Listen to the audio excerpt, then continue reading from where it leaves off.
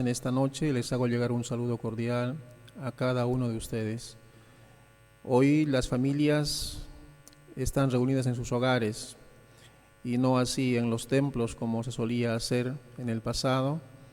Hoy en muchas partes del mundo están reunidos en sus hogares recordando el nacimiento del único ser que vino a este mundo, Jesucristo el Salvador.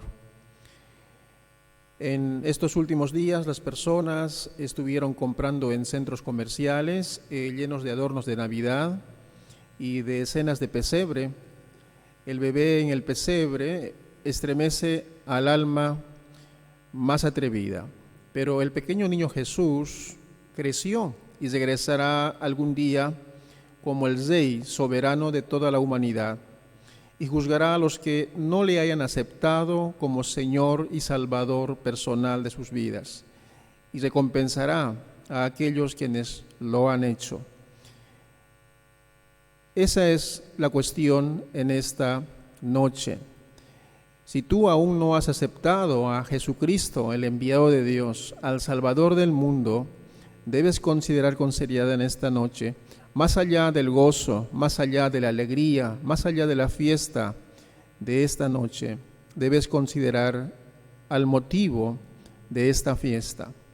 Jesucristo, el enviado de Dios, quien nació en Belén, de Judea, pero no solamente se quedó como un niño, sino creció y sirvió a las personas durante 3 años, y luego fue crucificado en una cruz, murió por los pecadores. Cristo dijo que el mundo le odiaría. Recuerda que el mismo Jesucristo también dijo que así como el mundo le odiaba, también iban a odiar a sus seguidores. Cuenta la historia de una niña de 4º grado. Ella comenzó a contarles a sus amigos durante los recreos sobre su reciente salvación, sobre Jesucristo. La maestra le dijo: debes detenerte, no sigas contando esa historia. Por favor, te pido que hagas silencio. Ella se negó a hacerlo. No podía dejar de hablar de esa experiencia que había tenido en su vida, una experiencia transformadora. Esa niña de 4º grado simplemente tenía que compartir las buenas nuevas, y al hacerlo trajo problemas a su vida. Las personas no le querían, le rechazaban. Y en esta noche quiero invitarte a abrir la Biblia en el libro de Hechos, en el capítulo 4. Jesús, único Salvador. Dice Hechos en los primeros versículos lo siguiente: mientras hablaban así con el pueblo y se les vinieron encima los sacerdotes, el jefe de la guardia del templo y los saduceos, estaban resentidos porque enseñaban y anunciaban la resurrección de entre los muertos en Jesús. Estos hombres, Pedro y Juan, anunciaban, enseñaban acerca de la resurrección de Jesucristo.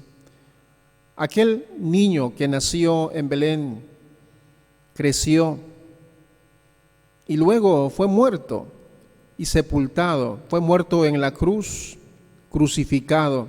Ese era el castigo de aquel tiempo entre los romanos. Y él fue crucificado y luego fue sepultado, pero no quedó en la tumba, él resucitó, él volvió a la vida. Y esa historia no es nueva. La historia de esta niña es la historia que también Pedro y Juan contaban en aquel día. Luego del ascenso de Jesucristo, el problema apareció en esa iglesia joven, la iglesia de Jerusalén. Ahora debemos comprender un poco más sobre los saduceos. Los saduceos eran un grupo de personas muy influyentes y adinerados. El sumo sacerdote con frecuencia era escogido de entre estos hombres. Querían mantener vivo el judaísmo. Ellos también dominaban el Sanedrín. Era la Corte Suprema de 72 miembros. Y aquí hay una triple negación de los saduceos. Los saduceos sostenían una triple negación. Ellos no creían en los milagros, no creían en lo sobrenatural. También ellos no creían en la existencia de espíritus invisibles o en los ángeles. Pero lo más importante, ellos no creían en la resurrección de entre los muertos. Por tanto, ellos no creían en la resurrección de Jesucristo. Los saduceos tienen un triple dilema. Un hombre había sido milagrosamente sanado. Sucedió por medio de una dinámica espiritual invisible. Los créditos le son dados a una persona, a Jesús resucitado, a quienes ellos habían matado unos pocos meses antes. Pedro y Juan no habían quebrado ninguna ley. Los versículos 3 y 4 dicen: así que los aprendieron y los echaron en la cárcel hasta el día siguiente, porque ya era tarde. Pero muchos de los que habían oído sus palabras creyeron. Muchos de los que habían oído sus palabras creyeron. Y contados solemnemente, los varones eran como 5,000. Ahora, de la noche a la mañana la ciudad está rebosante de noticias de la sanidad de un paralítico y de Cristo resucitado, quien hizo que esto sucediera. Más y más informes estaban llegando a los administradores de la iglesia, que más y más personas estaban depositando su fe en Jesús. Y aquí dice que eran como 5,000 personas. Ellos habían llevado un registro de estas personas. La iglesia tiene 5,000 hombres.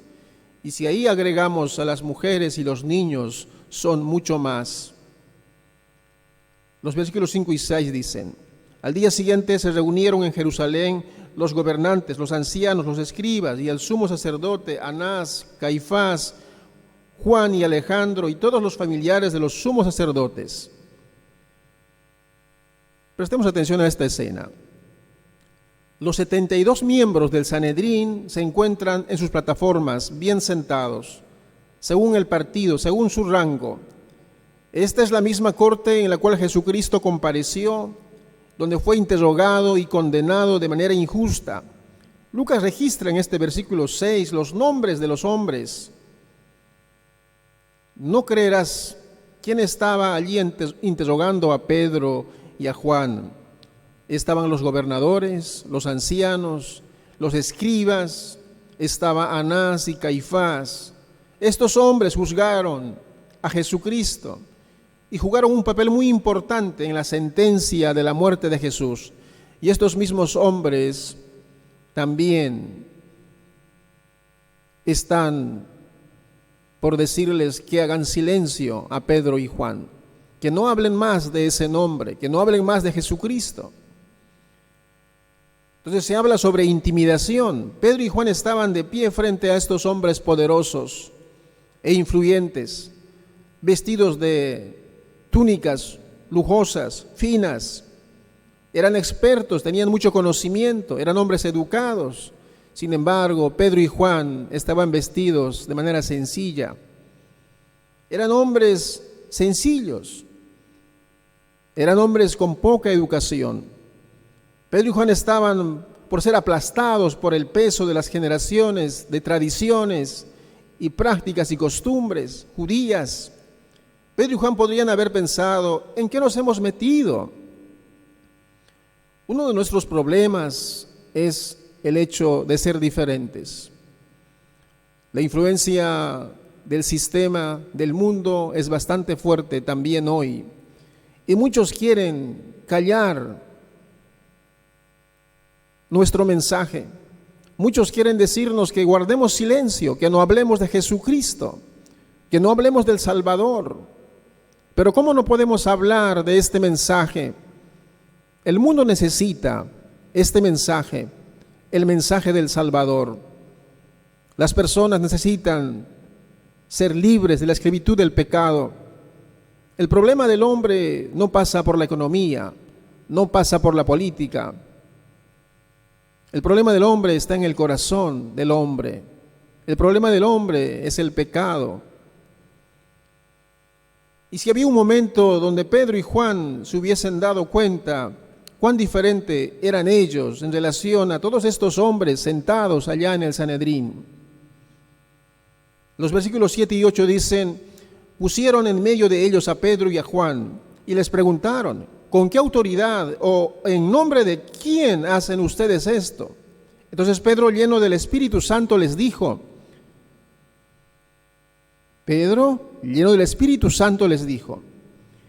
y paremos en este punto. No podemos malinterpretar esta pregunta. ¿Con qué autoridad o en nombre de quién hacen ustedes esto? Es una buena pregunta. ¿Con qué autoridad y en nombre de quién hacemos nosotros esto? De anunciar el Evangelio, de anunciar las buenas nuevas, de anunciar la salvación en Jesucristo. Cristo dijo antes de ascender al cielo: toda potestad, toda autoridad me es dada, por tanto id y haced discípulos a todas las naciones, bautizándolos en el nombre del Padre, del Hijo y del Espíritu Santo. Nuestra autoridad viene de arriba, del Señor resucitado. Y en el poder del Espíritu Santo de Dios, Pedro y Juan también estaban enseñando y proclamando la resurrección de Jesucristo. En otras palabras, existen muchos momentos en nuestra vida cuando el Espíritu Santo de Dios domina nuestras mentes y nos da las palabras más adecuadas para proclamar este mensaje que el mundo necesita hoy más que nunca. ¿Qué hay en mi vida? ¿Qué hay en tu vida que aún no ha sido o está siendo dominado por el Espíritu Santo? Esta noche sería bueno que con toda la familia puedan consagrar sus vidas a Dios. Los versículos 8 al 12 dicen: gobernantes y ancianos del pueblo, ya que hoy se nos interroga acerca del beneficio otorgado a un hombre enfermo y como fue sanado, sepan todos ustedes y todo el pueblo de Israel que este hombre está sano en presencia de ustedes gracias al nombre de Jesucristo de Nazaret, a quien ustedes crucificaron. Y quiero repetirlo: sepan todos ustedes y todo el pueblo de Israel que este hombre está sano en presencia de ustedes gracias al nombre de Jesucristo de Nazaret, a quien ustedes crucificaron. Podemos ver a Anás y Caifás retorcerse al escuchar este mensaje, estas palabras, y dice luego: a quien Dios resucitó de los muertos. Y aquí también podemos ver la frente sudorosa de los saduceos al escuchar este mensaje. Y el versículo 11 dice: este Jesús es la piedra que ustedes, los edificadores, rechazaron y que no obstante ha llegado a ser la piedra angular. El Sanedrín, los saduceos y todos estos hombres aferrados a la religión judía habían rechazado al Mesías enviado, al Salvador, a la piedra angular. Entonces, allá está ese versículo 12, donde quiero detenerme unos minutos. Jesús, único Salvador, dice: en ningún otro hay salvación, porque no se ha dado a la humanidad ningún otro nombre bajo el cielo mediante el cual podamos ser salvos o podamos alcanzar la salvación. El versículo 10 nos informa que el nombre en el cual se encuentra la salvación es Jesucristo de Nazaret. Jesús es Salvador en hebreo. Y Pedro hace aquí una doble declaración, y yo quisiera que tú lo consideres con mucha seriedad. Primero, Pedro declara que Jesucristo es el único Salvador. El hecho de seguir a cualquier otro es permanecer perdido. En ningún otro hay salvación. Jesucristo no es un Dios entre muchos. Él es el único Dios, el único Salvador.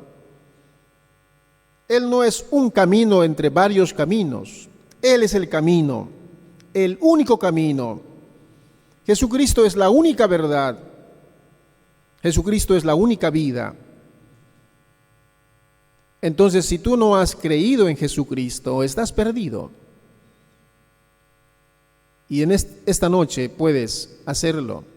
Puedes poner toda tu confianza y esperanza en Jesucristo para la salvación de tu alma.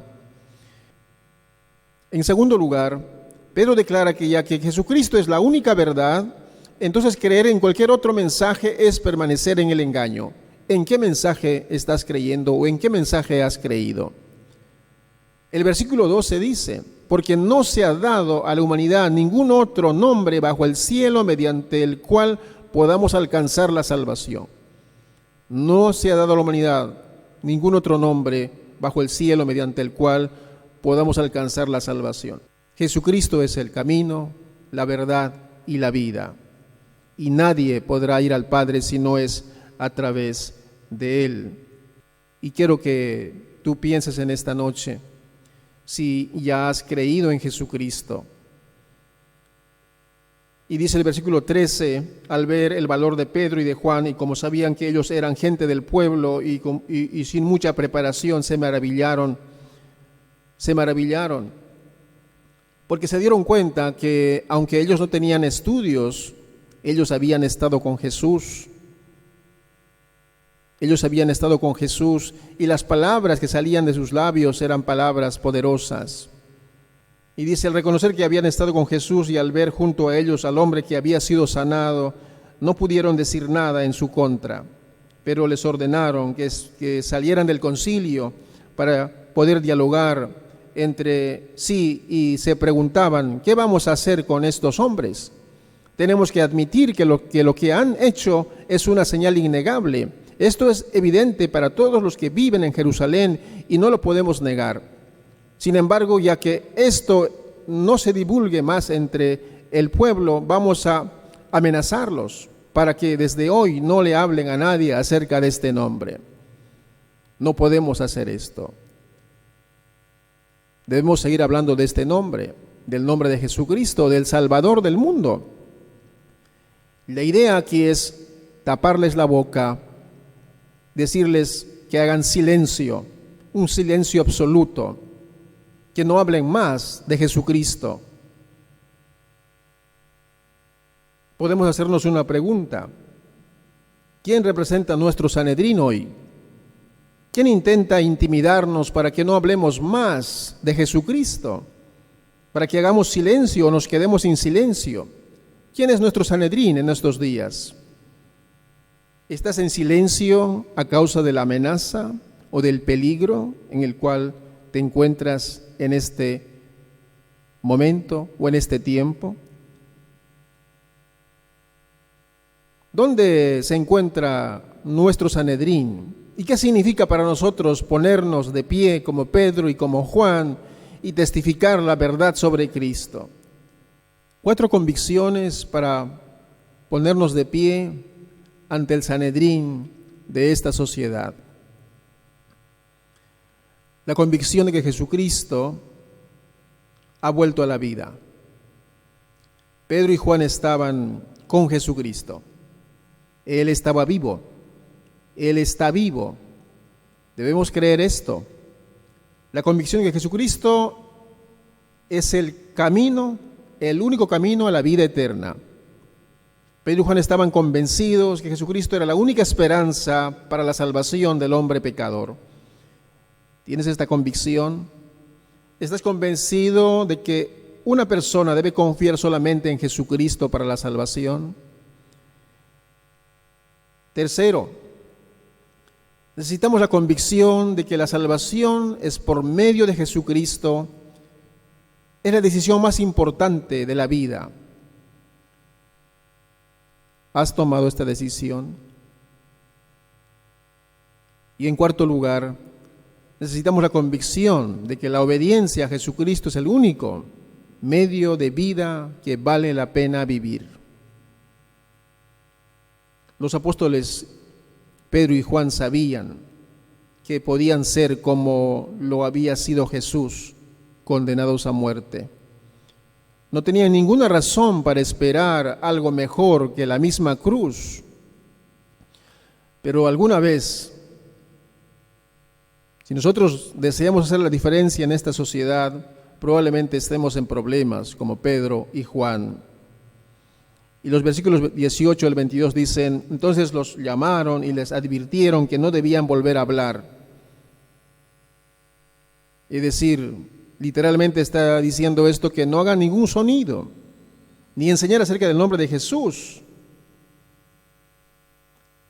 Estos escribas, estos saduceos, el Sanedrín quiere intentar anular el mandato de Jesús, que dijo que seamos testigos, que hagamos discípulos, que prediquemos el Evangelio.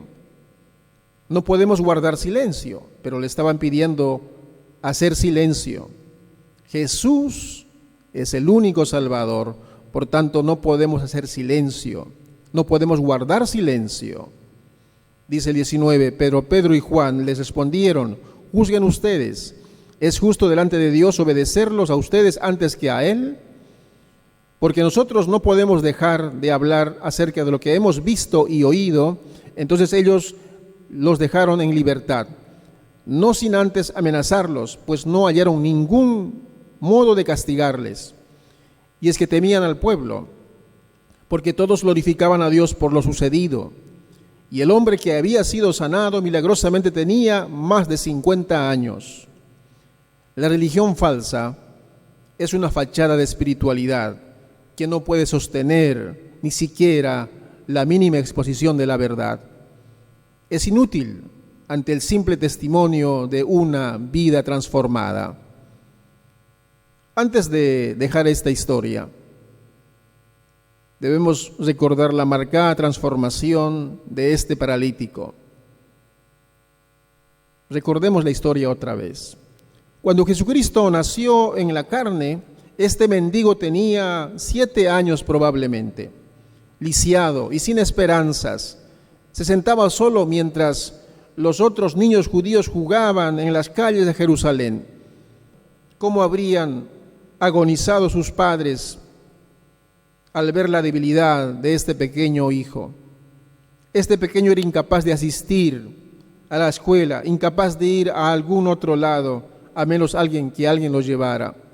La religión no lo ayudaba. Los rabinos especulaban que quizás había pecado en la vida de sus padres o en la vida de él, lo cual había provocado a Dios traer este dolor a sus vidas. Pero cuando Jesús vino a Jerusalén, cuando tenía 12 años, este hombre tenía entonces quizás 19 o 20 años. Y había empezado su vida como mendigo. Mientras el joven Jesús asombraba a los sabios líderes en el templo, este joven hombre mendigaba, pedía limosnas a metros de distancia. Cerca de 20 años pasarían cuando de repente Jesús entró en Jerusalén bajo hosanas y hosanas de la multitud. Mientras Jesús viajaba por la ciudad y enseñaba en el templo, quizá Cristo paró para hablar con él. La verdad era que a pesar de que sanó a muchos, a este no le sanó. Él nunca se detuvo para sanarlo, quizás solo para conversar con él o para darle una moneda. Ahora el hombre milagroso se había ido.